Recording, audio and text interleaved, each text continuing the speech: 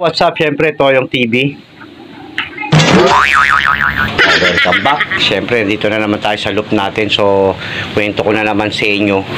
Ito yung may mga ibong may sakit na hinihiwalay natin na bigla na lang bumabagsak. Kita nyo to mga katoyong. Ayan o. Oh. So, itong isa, bagsak na. Yung isa, nakalugon pa. Ayan o. Oh.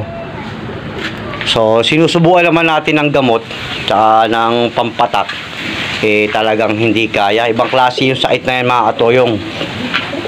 Kaya payo ko sa inyo, pagka nagkaganyan ng ibon nyo matamlay, tapos nakayuko, ihiwalay nyo na.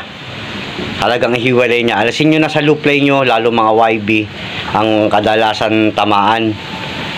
Kasi may hina pa yung mga resistensya. Katulad nito, 1 month pa lang to, kalilipat pa lang natin, so nagkaganyan agad. Diba? So kaya pagka ganyan mga katoyong, alisin nyo na agad. So kawawa yo. Tingnan nyo, umiikot yung ulo nila. Ayan o. Ayan o, makikita nyo. O. Parang halo siya ng baliling.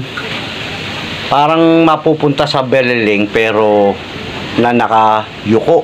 Sumusubsub na lang basta. Kasi napansin ko yan 2 days before, parang matamlay.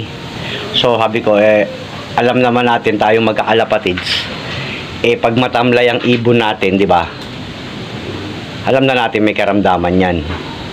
Napakasimple lang naman tignan yan. Pagka matamlay, may karamdaman. Siyempre, gagamutin natin yan. Hindi maalis sa ating mga pansira, hindi gamutin. Kaya lang, yung sakit na to, hindi siya basta-basta. Hindi siya basta-basta nagagamot. Napakahirap. Pinakamatagal niya ng itatagal, 2 days. Ayan o, pang 2 araw yung ibon na yan. Kung makikita nyo, pang 2 days after niya, kita nyo, laglag talaga.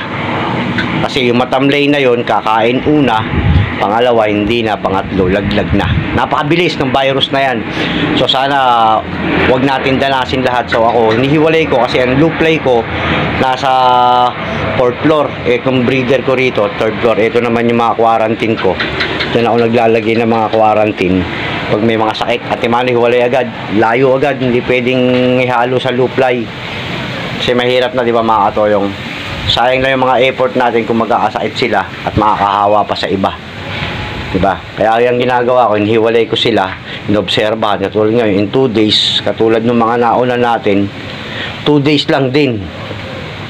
Pero talagang tingin ko rito, expected ko lang, adeno to, adeno. Gawa ng pag-uulan, araw, ulan, yung klima, hindi nila na-adapt. Pero yung iba naman na-adapt nila. Kaya mga katoyong, pagka ganyan may mga sakit, hiwalay agad natin para di maapekto lahat. So muli, gandang umaga, Toyong TV, syempre. Shoutout sa inyo lahat. Peace out muna tayo.